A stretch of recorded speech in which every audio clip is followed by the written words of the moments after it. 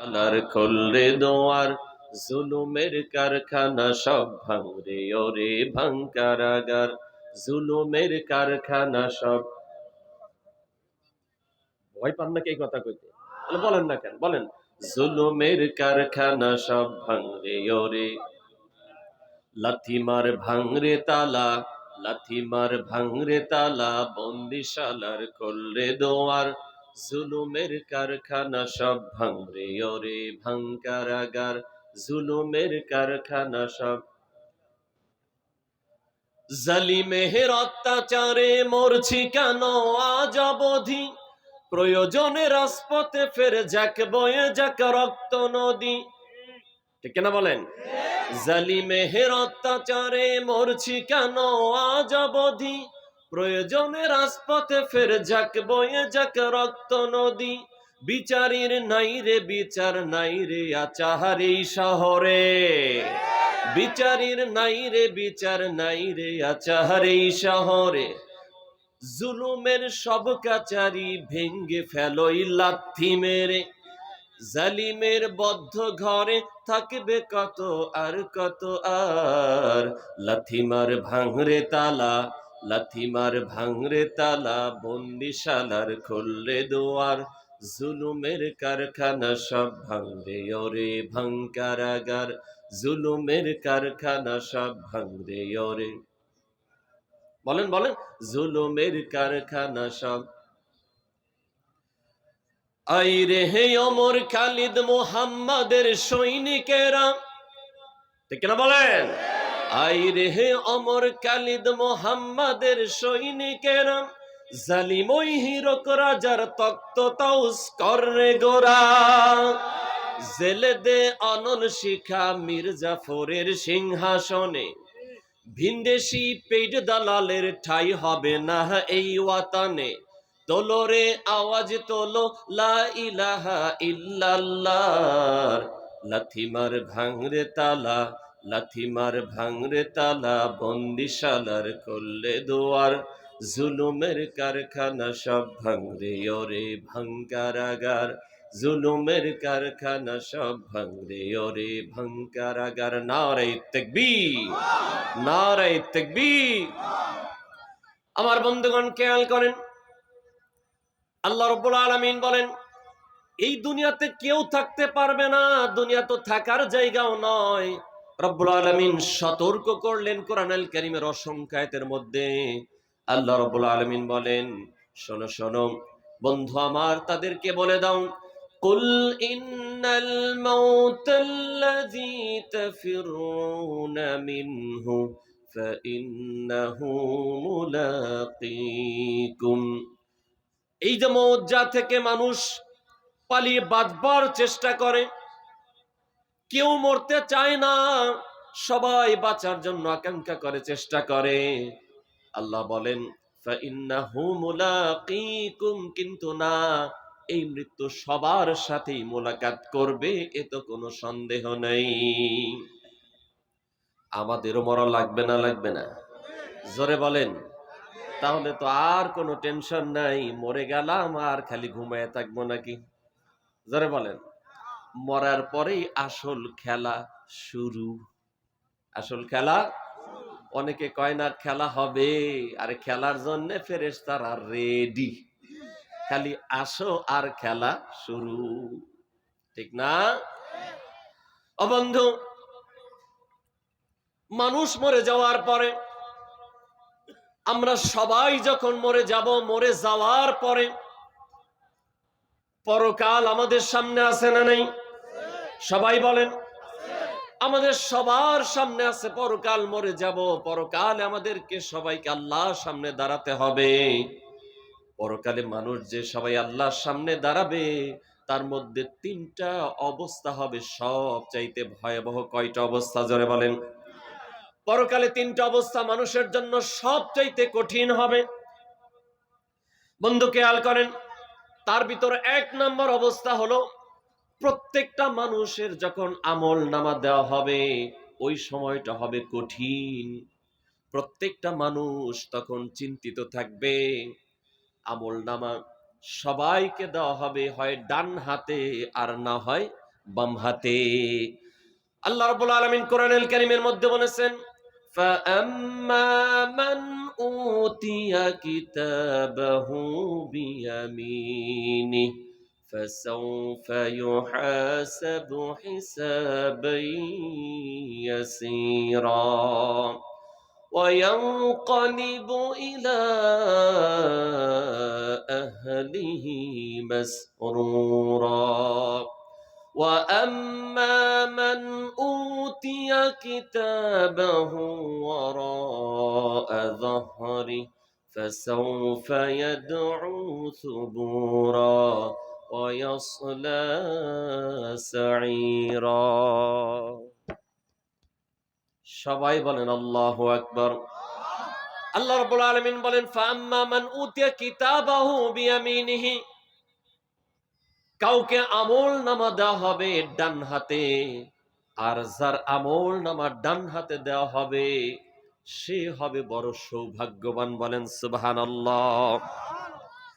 আর যার আমল নামা বাম হাতে দেওয়া হবে সে হবে বদনসিব। কারণ হলো, যার আমল নামা বাম হাতে দেওয়া হবে, সামনে দিয়ে দেওয়া হবে না, তার বুকটাকে চিরে হাতটাকে এখান দিয়ে ঢুকাইয়া পিছনে হাত বের করা হবে। এখন মাথা সামনে থাকলে দেখা যাবে না, ঘাড়টারে মটকাইয়া পিছনে নিয়া এরপরে বাম হাতে আমল নামা দেওয়া হবে। বলেন নাউজুবিল্লাহ। তাহলে এই অবস্থাটা হবে অত্যন্ত কঠিন আমল নামা হাতে দেওয়ার সময়। আরেকটি অবস্থা হলো, আমল নামা যখন ওজন করা হবে ওই সময়টাও হবে কঠিন। আমল নামা ওজন আছে না নেই? জোরে বলেন। আল্লাহ রাব্বুল আলামিন বলেন, فَأَمَّا مَنْ ثَقُلَتْ مَوَازِينُهُ فَهُوَ فِي عِيشَةٍ رَاضِيَةٍ وَأَمَّا مَنْ خَفَّتْ موازينه فأمه هاوية। আল্লাহ রাব্বুল আলামিন বলেন, যার আমল নামা হালকা হবে তার স্থান হবে জাহান্নাম, হাবিয়া। আর যার আমল নামা ভারী হবে সে অত্যন্ত স্বাচ্ছন্দ্যে জীবন যাপন করবে, তার স্থান হবে আল্লাহর জান্নাত। বলেন সুবহানাল্লাহ। তাহলে কিয়ামতের কঠিন মুসিবতের ময়দানে তিনটা অবস্থা হবে সবচাইতে কঠিন। আমলনামা হাতে দেওয়ার সময়, আমলনামা ওজন করার সময়। আরেকটি অবস্থা হবে অত্যন্ত কঠিন, সেটা হলো পুলসিরাত পার হওয়ার সময়। কি পার হওয়ার সময়? জোরে কয় না, সবাই বলেন। পুলসিরাত পার হওয়াই লাগবে ও বন্ধু, পার হওয়াই লাগবে। এটা বাংলাদেশের যমুনা সেতু না, পদ্মা সেতু না, বঙ্গবন্ধু টানেল না, কোন রকম ফাঁকে দিয়ে আপনি পার হয়ে গেলেন।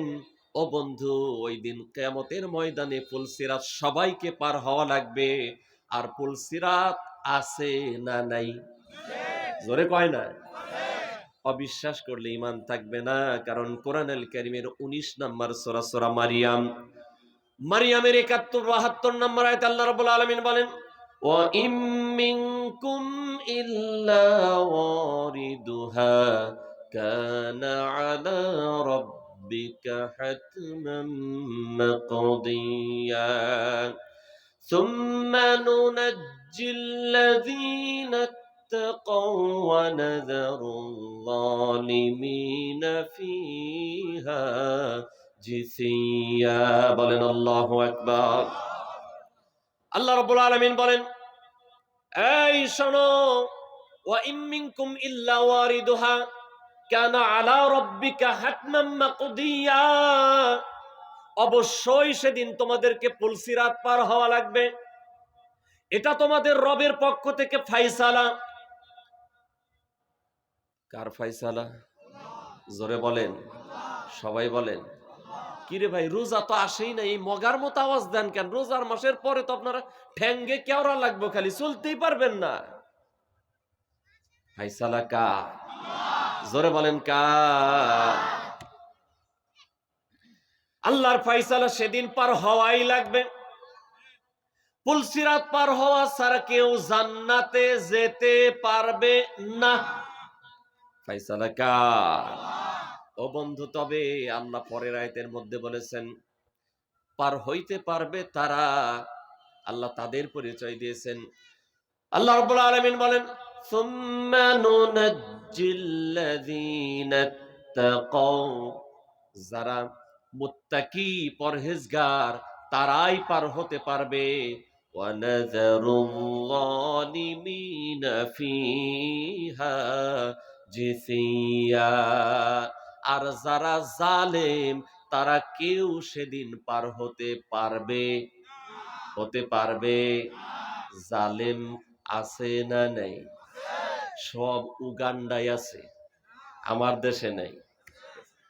সমাজের চারদিকে তাকালি বড় বড় জালেম দেখা যায়। আজকে কোরআনের মাহফিলের পারমিশনের সিস্টেম করেছে যারা, এক নাম্বার জালেম তারা। এই বলেন সবাই, জবান ছেড়ে বলেন আসমানের মালিক কে? সবাই বলেন। ভয় করবেন কারে? তাহলে ভয় আওয়াজ দেন না কেন? আপনাদের আওয়াজ যত কমবে আপনার পাশের ওই রাম বামের আওয়াজ তত বাড়বে। আপনার আওয়াজ হতে হবে বাঘের মতো, ঠিক না বলেন? মুসলমানদের আওয়াজ দেখলে মুনাফিক বেঈমানদের আওয়াজ অটোমেটিক কমে যায়। আসমানের মালিক কে? জমিনের মালিক কে? এর মাঝে যা কিছু আছে আমরা সব কিছুর মালিক কে? আল্লাহ রাব্বুল আলামিন কোরআনুল কারীমে বলেছেন লিল্লাহি মুলকুস সামাওয়াতি ওয়াল আরদ ওয়া মা বাইনাহুমা। আসমানের মালিক আল্লাহ, জমিনের মালিক আল্লাহ, যা কিছু আছে সব কিছুর মালিক আল্লাহ। কোরআন কার? তাহলে আসমানের মালিক আল্লাহ, জমিনের মালিক আল্লাহ, আমাদের সবার মালিক আল্লাহ। ওই আল্লাহর কোরআনের জন্য পারমিশন যারা সিস্টেম চালু করেছে, একটারও মনে হয় ঈমান নাই, অথবা এগুলা হলো মুনাফিক। দুইটা পথ তাদের জন্য খোলা আছে, হয়তো এটা মুনাফিক না হয় বেঈমান। কোরআনের জন্য পারমিশন লাগবে। মিয়া তুমি কে? কোরআনটা কি মানুষের নাকি কোন দলের নাকি? জোরে বলেন কোরআন কার? তাহলে কোরআনের মাহফিল হবে কোনো পারমিশনের দরকার নেই। যত বড় নেতা হোক, যত বড় অফিসার হোক, ও আসবে, মাহফিল যারা করবে তাদের ধন্যবাদ দেবে, ঠিক না বলে? কোন পারমিশনের দরকার। বন্ধু খেয়াল করেন, আল্লাহ বলেন কিয়ামতের কঠিন মুসিবতের ময়দানে পুলসিরাত পার হতে পারবে না তারা জালেম যারা, আর পার হইতে পারবে তারা মুত্তাকি যারা। এবার আসেন মুত্তাকি কারা, আমরা সহজে পরিচয় জেনে নেই। আল্লাহ রাব্বুল আলামিন কোরআনুল কারীমের দ্বিতীয় সূরা সূরাতুল বাকারা এর শুরুতেই বলেছেন মুত্তাকি কারা। শোনো, আল্লাহ রাব্বুল আলামিন বলেন যালিকাল কিতাবু লা রাইবা ফীহি হুদাল লিল মুত্তাকিন। আল্লাহ রাব্বুল আলামিন মুত্তাকিদের পরিচয় দিতে গিয়ে বলেন যালিকাল কিতাব, এই যে কিতাব, এই কিতাব বলতে আল্লাহর কোরআন। আল্লাহ বলেন যারা মুত্তাকি হতে চায় তাদের জন্য গাইডলাইন হলো এই কোরআন। সুতরাং আল্লাহর কোরআনের আয়াত প্রমাণ করে কোরআন অনুযায়ী ব্যক্তিগত জীবন, পারিবারিক জীবন, সামাজিক জীবন, রাষ্ট্রীয় জীবন, আন্তর্জাতিক জীবন পরিচালনা করে মুত্তাকি তারা। আর কোরআন অনুযায়ী যারা জীবন পরিচালনা করে না, জালেম তারা। দলিল কোরআনে আছে না নেই? আরো জোরে বলেন। আল্লাহ রাব্বুল আলামিন বলেন মুত্তাকি তারা, যারা মুত্তাকি হতে চায় তাদের গাইডলাইন হলো কোরআন। আর যারা জালেম তাদের পরিচয় শোনো। আল্লাহ রাব্বুল আলামিন বলেন ওয়ামান লাম ইয়াহকুম বিমা আনজালাল্লাহু ফাউলাইকা হুমুল যালিমুন। হাবিব সাহেব আছেন দু একটা? হাবিব সাহেব নাই একটাও? আচ্ছা, আলহামদুলিল্লাহ। আয়াত আছে তো কোরআনে নাকি? না বানিয়ে বললাম? কারণ এখন তো মুসলমানের ঘরে এমন গিরগিটি তৈরি হয়েছে, মানে মুনাফিকের তো একটা পর্যায় আছে, মুনাফিক দা গ্রেট। কোরআনের আয়াত বললেও মনে করে হুজুর বানাই বললো কিনা, তাই না? এই সকল মুনাফিকদের জন্য মুফতি আমির হামজা ভাইয়ের 3 বছর জেল কাটা লাগছে। আরে বেচারা, আল্লাহ একটা ম্যাগনেট বানাই দিয়েছে আমাদের জন্য। প্রত্যেকটা আলোচনায় পারা নাম্বার, পৃষ্ঠা নাম্বার, লাইন নাম্বার, রুকু নাম্বার বলে, এরপরেও মুনাফিকরা সইতে পারে নাই। ঠিক না বলে?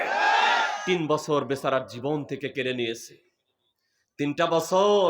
তবে মিয়া চান্দু, তুমি মনে করছো আমি তো বিরাট বড় একেবারে হজ কামাই ফেলছি, তুমি মরো না, রেডি ফেরেশতারা। ঠিক না? আল্লাহ রাব্বুল আলামিন বলেন, কোরআন অনুযায়ী ব্যক্তিগত জীবন, পারিবারিক জীবন, সামাজিক জীবন, রাষ্ট্রীয় আন্তর্জাতিক জীবনের ফায়সালা করে না যারা জালেম তারা। আল্লাহ রাব্বুল আলামিন বলেন, ওয়ামান লাম ইয়াহকুম বিমা আনজালাল্লাহু ফাউলাইকা হুমুজ জালিমুন। আল্লাহ শুধু এখানে ক্ষান্ত থাকেন নাই। আল্লাহ আরেকটা আয়াতে বলেছেন, আরে শুধু এরা জালেম না, এরা হলো কাফের। এরা কি? জোরে বলেন। আল্লাহর কোরআন বলছেন, ওয়ামান লাম ইয়াহকুম বিমা আনজালাল্লাহু ফাউলাইকা হুমুল কাফিরুন। যারা বিচার ফায়সালা ব্যক্তিগত জীবনে, পরিবারে, সমাজে, রাষ্ট্রে কোরআন দিয়ে করে না, ওরা খালি জালেম না, ওরা হলো কাফের। কথা কার? আরো জোরে বলেন, কথা কার? কোরআনের ফায়সালা আছে, আছে। আল্লাহ বলছেন, এই মদ, জুয়া যা আছে সব হারাম। কি বলছেন আল্লাহ?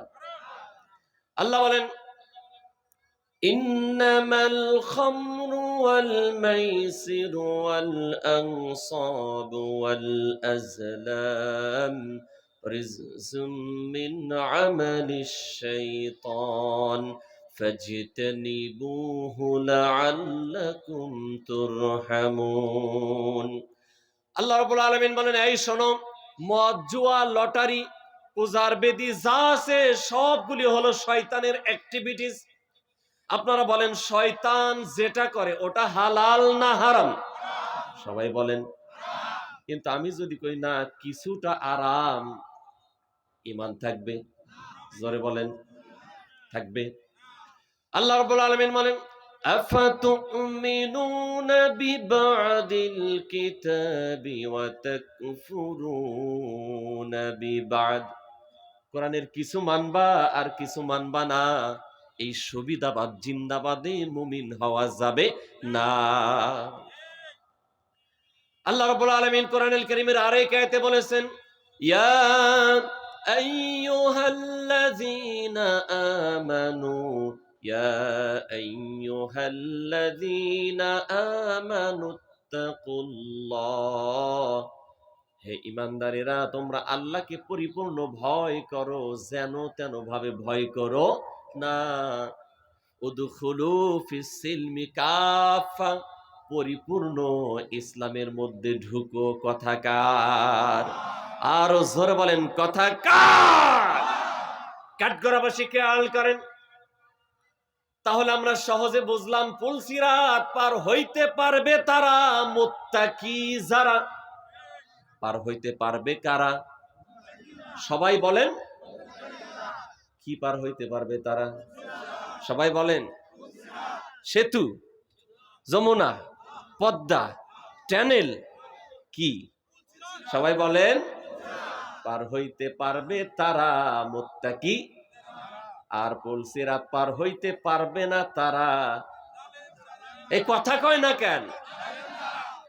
এখন আমরা বাঙালি, বাংলাদেশের মানুষ সহজ সরল, বেশি সহজে বুঝি। আপনাদেরকে সহজে বোঝায় যায়, মুত্তাকি কারা? মুত্তাকি হলো তারা জীবনের সব ক্ষেত্রে আল্লাহকে ভয় করে যারা। জীবনের সব ক্ষেত্রে আল্লাহকে ভয় করে যারা মুত্তাকি তারা। আর পুলসিরাত পার হইতে পারবে তারা, মুত্তাকি যারা। আর কিয়ামতের ময়দানে পুলসিরাত পার হইতে পারবে না তারা জালেম। আর এবার বুঝেন জালেম কারা সহজে।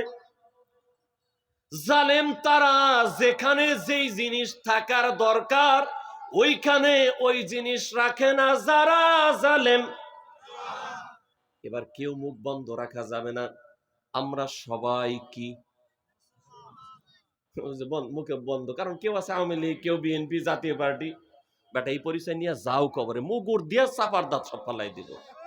ধান্দাবাজি পাইছো নাকি কবরের ভিতরে? আমরা সবাই কি, জোরে বলেন, সবাই বলেন। তুমি আওয়ামী লীগ ছিলা কিনা প্রশ্ন করা হবে না। তুমি অপোজিশন পার্টি বিএনপি ছিলা কিনা প্রশ্ন করা হবে না। তুমি ওই যে তালবাহানার দল চাচার জাতীয় পার্টি ছিলা কিনা সকালবেলা এক কথা, দুপুর একটা, রাতে শোয়ার আগে কয় না, দুইটার একটাও টিকা নেই, আর একটা কয়ে ঘুমাই। এইটা ছিলা কিনা জিজ্ঞেস করা হবে না, কিন্তু মুসলমান ছিলা কিনা প্রশ্ন আছে না নেই? কবরে 3 প্রশ্ন অন্যতম, তার ভিতর একটা হলো আমা দিনুক, এই তোমার দিন ছিল কি, ঠিক কিনা বলে। তখন বললেন ক্ষমতাসীন দল থেকেই তো কেবল আসলাম, কি বলার সুযোগ আছে? বন্ধু খেয়াল করেন, বর্তমান ক্ষমতাসীন দলের রাষ্ট্রপতি থাকা অবস্থায় মারা গিয়েছিলেন, নাম মনে আছে আপনাদের? জিল্লুর রহমান। মরার পরে ফেরেশতা আসার পরে সে কি পরিচয় দিছে যে আমি আওয়ামী লীগের ক্ষমতাসীন দলের রাষ্ট্রপতি হয়ে মারা গেছে? সুযোগ আছে? জোরে বলেন। তাহলে পরিচয় দিতে হবে, আমার ধর্মের নাম হলো ইসলাম, আমি মুসলমান, ঠিক কিনা বলে। বন্ধু খেয়াল করেন, বেজার হচ্ছেন, কষ্ট লাগতেছে, মুখ কালা কেন? গিরগিটির রোগ নাই তো? আল্লাহ আমাদের হেফাজত করে, বলেন আমিন। আর একটু জোরে বলেন আমিন। তাহলে সবাই জবান ছেড়ে বলেন, পুলসিরাত পার হইতে পারবে তারা, কথা কয় না।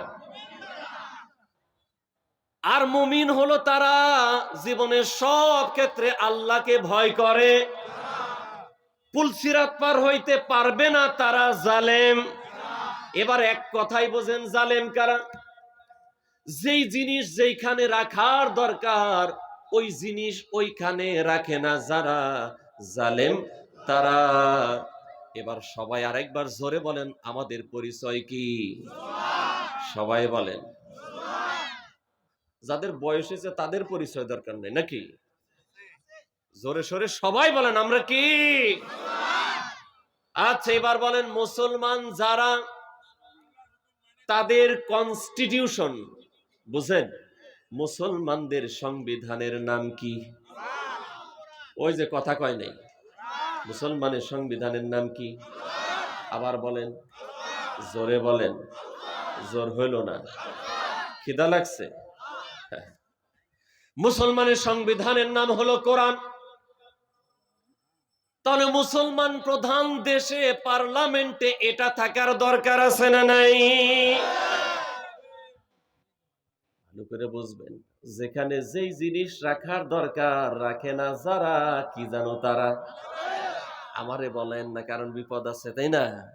এবার বলেন, মুসলমান দেশের কনস্টিটিউশন কোরআন দেশের সর্বোচ্চ জায়গায় থাকার দরকার আছে না নাই? রাখে না কারা? আচ্ছা এবার বলেন, মুসলিম জাতির মাঝে মুসলমানদের ভিতর সবচাইতে দামি সন্তান কারা? সবাই বলেন। অনেকের মুখ খোলে নাই যে কি, আমি এত টাকা দা হজ করছি, আমি হাজি সাহেব, আমার সে যদি আলেম একজন বড় হয় তাহলে 7 লাখ টাকা দা হজ করে হইল কি নাকি? মিয়া, তোমার ভিতর যদি এই টেন্ডেন্সি আসে, তোমার হজ বৃথা। হজ বৃথা।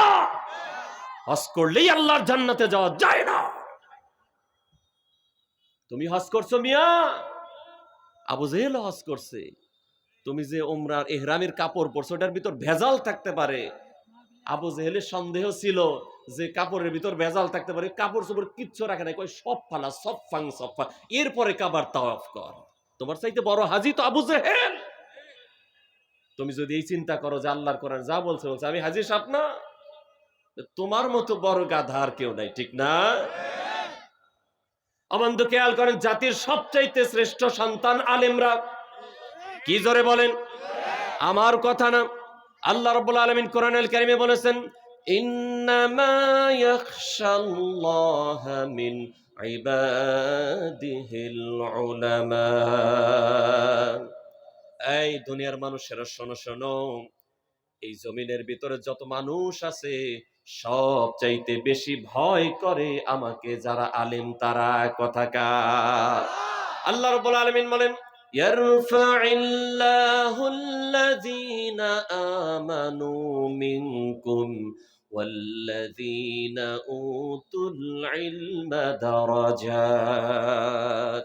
আল্লাহ রাব্বুল আলামিন বলেন, যাদেরকে দ্বীনের জ্ঞান দেওয়া হয়েছে আমি তাদের সম্মান মর্যাদা দারাজাত বাড়িয়ে দিয়েছি। কথাকার আরো জোরে বলেন কথাকার।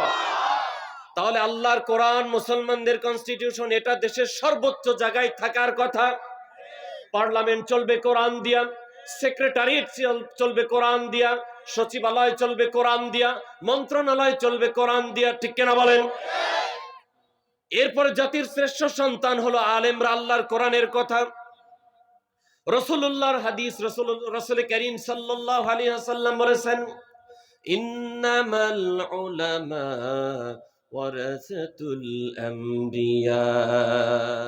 নিশ্চয়ই সকল নবীদের উত্তরসূরি হলো উলামায়ে কেরাম। সুতরাং আল্লাহর কোরআন রাসূলের হাদিস প্রমাণ করে জাতির শ্রেষ্ঠ সন্তান হলো আলেমরা। তাহলে এই আলেমদের সম্মানিত স্থানে থাকার দরকার আছে না নাই? কিন্তু আফসোস আর পরিতাপের বিষয়, গায়ক গায়িকা, নায়ক নায়িকা, জোকার চান্স পায়, আলেমরা এই কথা বললেই তারে বলা হয় রাজাকার। তাহলে আলেমরা যেখানে নারায়ে তাকবীর, নারায়ে তাকবীর, বিশেষ বক্তার আগমন, নারায়ে তাকবীর। খেয়াল করেন, সিরাজুল মুনির ভাই উপর আসেন না, ভাই উপর আসেন, উপরে। এই কনসেন্ট্রেটলি আমার দিকে তাকান। এখন যারা আলেমদেরকে হাই করে, যেখানে থাকা দরকার সেখানে রাখে না, ওরা মনে করে আরে আলেমরা হলো তো সেকেলে, এরা কি জানে? ঠিক না? আলেমরা জানে না, জানে না। জোরে বলেন। আজকের যিনি প্রধান আলোচক, আল্লামা ডক্টর ফয়জুল হক হাফিজাহুল্লাহ, শাহজালাল বিজ্ঞান প্রযুক্তি বিশ্ববিদ্যালয়ের অধ্যাপক, একজন আলেম। কি জোরে বলেন? সবাই বলেন। তাহলে যোগ্যতা আছে না নেই? আগে কিছু বাম আর রাম বলতে, আরে হুজুররা কি ইংরেজি জানে, এক আজহারি বা ঠেলায় কানে ধরে তওবা করছে। আর কওয়া যাবে যে ইংরেজিতে আমাদের পিএইচডি পাঁচটা আইনা দিল, আজহারি ভাইয়ের কাছে নাই। ঠিক না? ঠিক কিনা বলে? তাহলে আলেমদেরকে এখানে সম্মানিত জায়গায় রাখে না কেন? আলেমরা থাকবে পার্লামেন্টে, আলেমরা থাকবে সচিবালয়ে, আলেমরা থাকবে মন্ত্রণালয়ে, তাহলে দেশটা রসাতলে যাবে না। রাখে না কারা? জোরে বলেন। তাহলে আল্লাহর কোরআন থাকবে দেশের সবচাইতে দামি জায়গায়, রাখে না কারা? আলেমরা থাকবে দামি দামি জায়গায়, রাখে না কারা? একটাও কুল সিরাত পার হইতে পারবে না। আল্লাহর কোরআন। ঠিক কিনা বলেন? হ্যাঁ, বানায় বলছি না। আল্লাহ রাব্বুল আলামিন কোরআনুল কারীমের সূরা 19 নম্বর সূরা মারিয়ামের ভিতর এই অথেন্টিক বিধান দিয়েছেন, ওয়া ইম মিনকুম ইল্লা ওয়ারিদুহা কানা আলা রাব্বিকা হাতমান মাকদিয়া সুম্মা নুনাজ্জিল্লাযীনা ইত্তাকাও ওয়া নাযারুল যালিমিনা ফিহা জিসিয়া। বলেন আল্লাহু আকবার। আল্লাহ রাব্বুল আলামিন বলেন, এই সবাইকে কিন্তু ওই পুলসিরাত পার হওয়াই লাগবে, জাহান্নামের উপর দিয়া যাওয়াই লাগবে। তবে সেদিন পার হইতে পারবে তারা, মুত্তাকি যারা, আর সেদিন পার হইতে পারবে না তারা। এক কথায় মুত্তাকি তারা, জীবনের সব ক্ষেত্রে আল্লাহকে ভয় করে যারা। আর জালেম হলো তারা, যেখানে যেই জিনিস রাখার দরকার রাখে না যারা, জালেম তারা।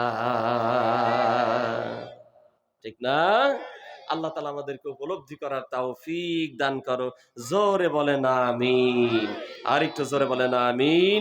আসলে সব মিলে মূল মেসেজ যেটা, আমাদেরকে মরতেই হবে, পরকাল সামনে আছে, পরকালে কিন্তু ওই ফিল সিরাত পার হওয়াই লাগবে, পার হইতে চাইলেই পারা যাবে না।